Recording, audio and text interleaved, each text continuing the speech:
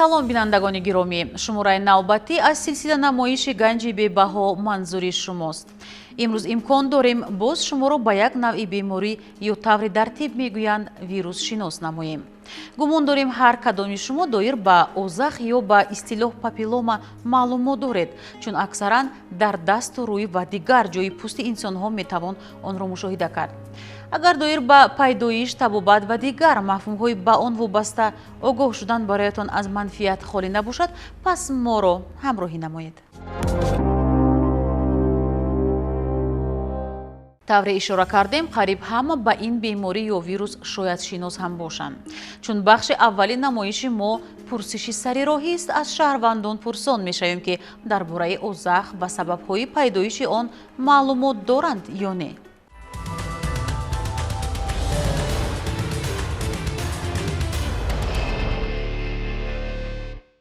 Не слышал, честно говоря, ни разу. Я лучше не фаум. сабаби пайдоиш ҳамин? Медонам ки ҳамин касали гузаранда аст, мегузарад. Это инфекционная болезнь, заражается. Это вирус, который есть у всех людей, но он развивается не у всех. У кого-то обостренно, у кого-то нет. من نکت سببش نمیدونم هرچی باشه چون که من خودم این چیز نشده است و نمیدونم که برای چی هم حل میشه. ин буд назарпурсӣ мо доир ба озах. мутахассисон баронанд ки ин беморӣ то лаҳзаи пайдоиши шаклҳо аломатҳои намоён надорад. пеш аз ин шахс ҳатто гумон намекунад ки папиллома вируси одам дар бадани ӯ мавҷуд аст. умуман озах чист? чанд навъ мешавад? озах ин ба як гурӯҳи беморӣ дохил мешавад ки барангезандаашон вирусҳо мебошанд. ман пеш аз ҳама мехостам он бемориҳоеро номбар кунам ки барангезандаашон вирусҳо мебошанд.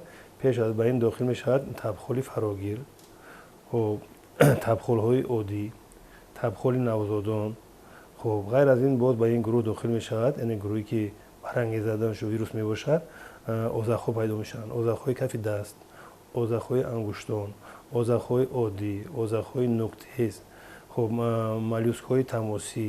ҳама инҳо ба гурӯҳи беморӣ дохил мешаванд ки ҳамарӯза дар таҷрибаи кории мо бо ин бемориҳо дучор мешавем ва манам дар фасли гармо, яъне ки дар моҳи тобистон низ ин бемориҳо бештар ба мо муроҷиат мекунанд. озах яке аз бемориҳои вирусии пӯст мебошад. асос бисёртар ба ин беморӣ кӯдакон ва наврасон гирифтор мешаванд. асоси амин антгезандаи озахҳо ҳангоми алоқа бо беморон, бо ашёҳои рӯзгор мегузаранд ва чанд намуди озахҳо мешаванд: муқаррарӣ, ҳамвор, пошнагӣ, озахони пиронсолӣ ё киратома мегӯянд. асос инҳо чанд намуд ҳар хел вай доранд равиши беморӣ.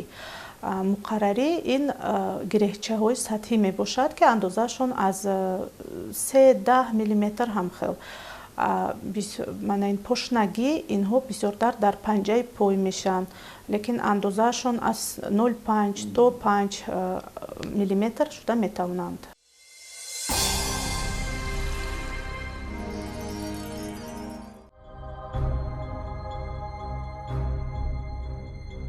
пажӯҳишҳо нишон медиҳанд ки дар ҷомеаи муосир тақрибан 90% аҳолӣ интиқолдиҳандагони вируси папилломаи инсон мебошанд.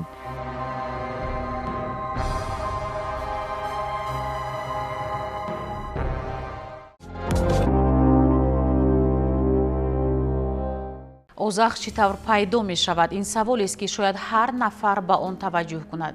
аз рӯи мушоҳидаҳо сабаби пайдоиши папиллома вируси одам мебошад. аксарияти одамон интиқолдиҳандагони он ҳастанд. пас аз ворид шудан ба бадан он дар ҳуҷайраҳои базалии эпителӣ афзоиш меёбад, аммо дар муддати тӯлонӣ он метавонад аломатҳои беруниро нишон надиҳад. дар зери таъсири омилҳои гуногун вирус метавонад дар ташаккули папилломаҳо зоҳир шавад. чунин омилҳо метавонанд авҷгирии бемориҳои музмин, сироятҳои дохилӣ, камғизоӣ ва фишори доимӣ бошанд, яъне омилҳое ки боиси паст шудани иммунитети инсон мешаванд. беҳтараш ба мутахассисон муроҷиат кунем. озахҳо ҳам ин сабабашон вирусҳо ҳастанд. озахҳо бештар дар ангуштони даст, дар попанҷа, яъне дар пой дар кафи пой пайдо мешаванд, дар рӯй пайдо мешавад, дар лаб пайдо мешавад.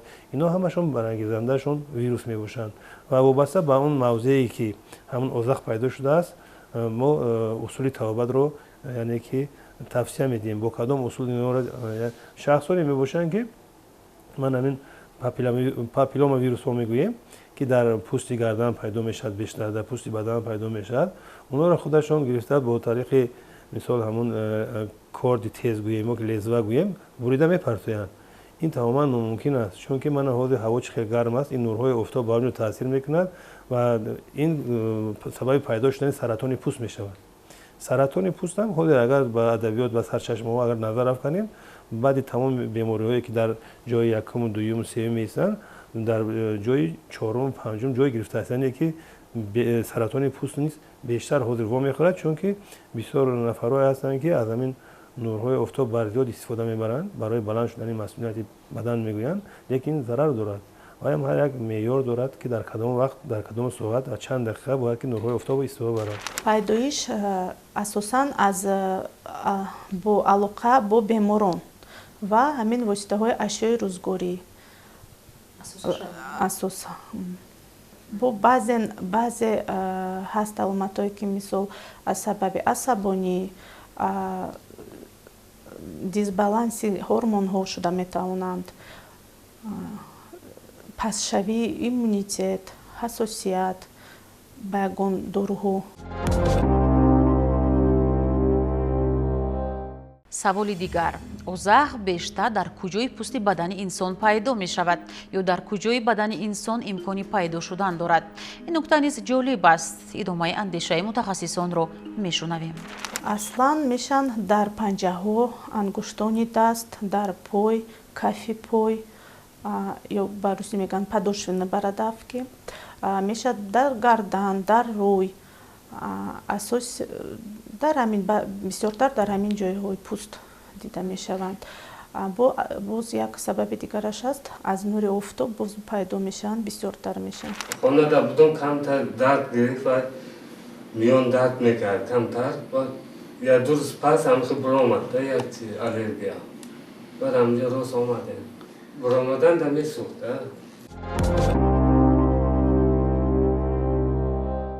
акнун доир ба табобати папиломаҳо. мегӯянд ки папилома ё озахро бо доруҳо табобат кардан ғайриимкон аст.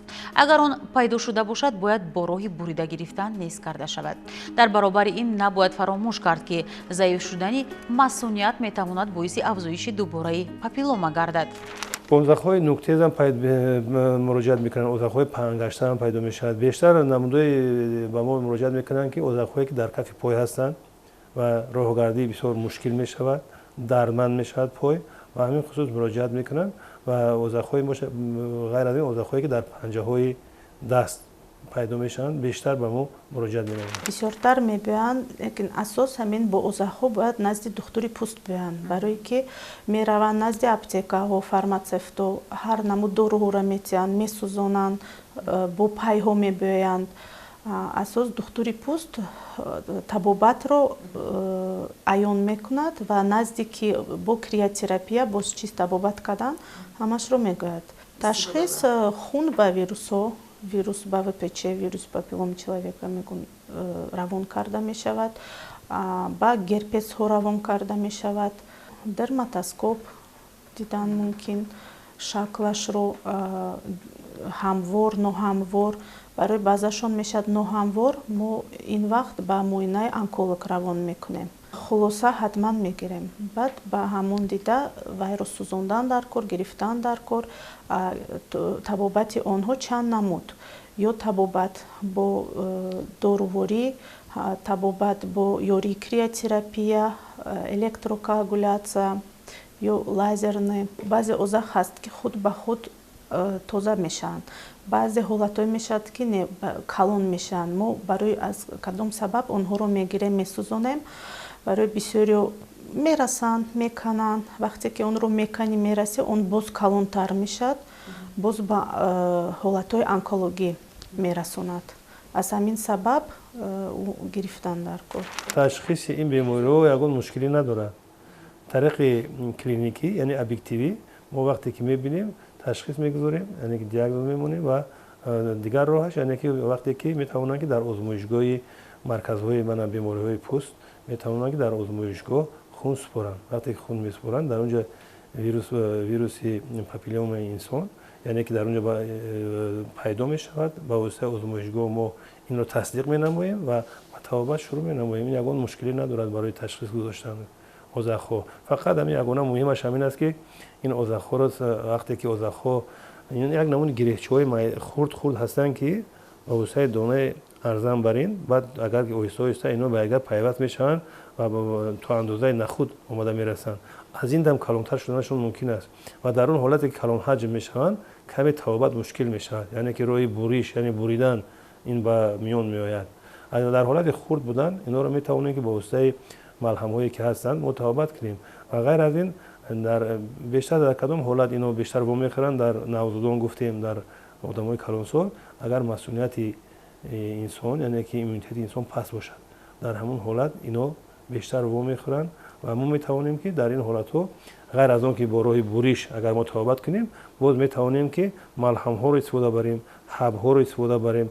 هست مثلا گروپریناسین یا که دیگر اچکلاویر زاویرکس من این داروها رو هم طریق حب هم طریق ملهم رو استفاده میبریم. یعنی که پیش از همه این مسئولیت انسان رو بدن انسان رو بلند برداشتن در کار تا اینکه همین شخص درو دراز سرایت نیابد، درو دراز تابعات نکند، چون که اینها میتوانند یک بار نیست شوند تا وقت تابعات با پیدا شدنش ممکن است. یعنی که همین طولانی میشود تابعات این بیماری ها.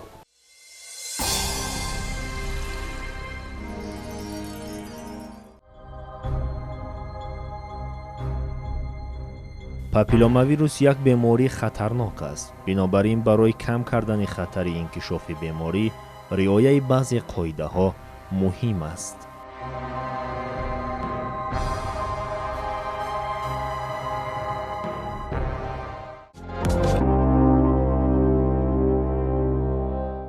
بیایید ببینیم که کدام قاعده ها خطر انکشاف پاپیلوما رو کاهش میدهند.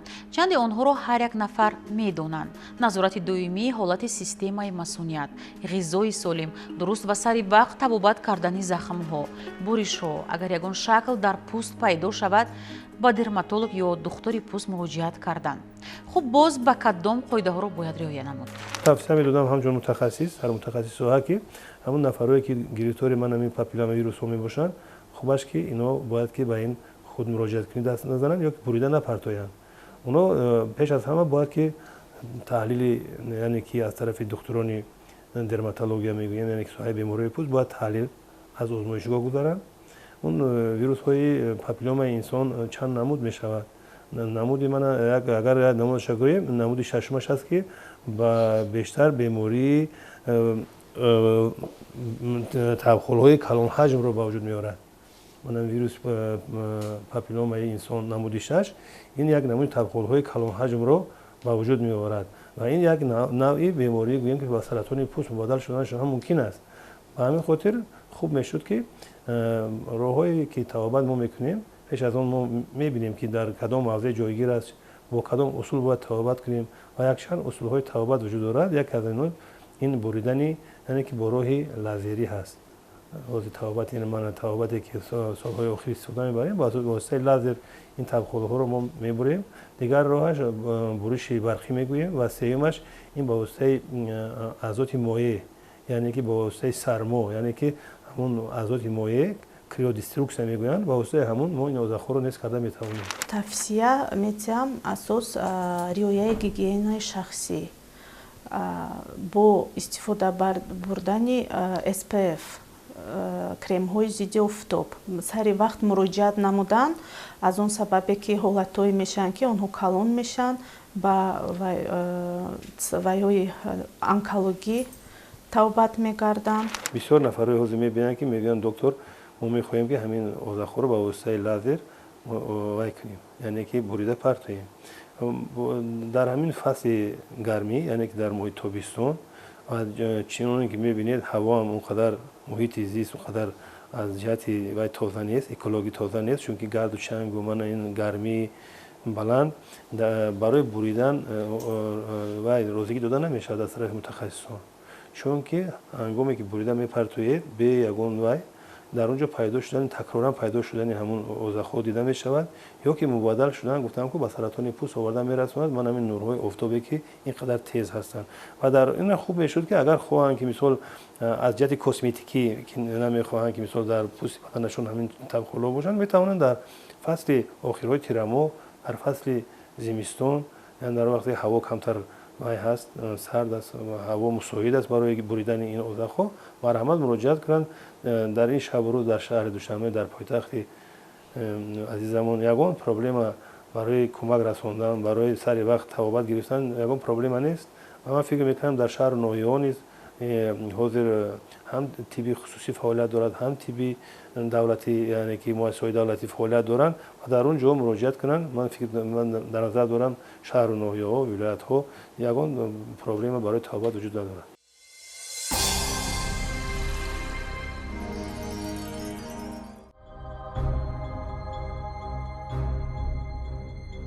мустақилона буридан ё хориҷ кардани папиллома қатъиян манъ аст, зеро ин метавонад ба пангшавии сироят, пайдоиши шаклҳои нав ва сирояти дуюмдараҷа оварда расонад.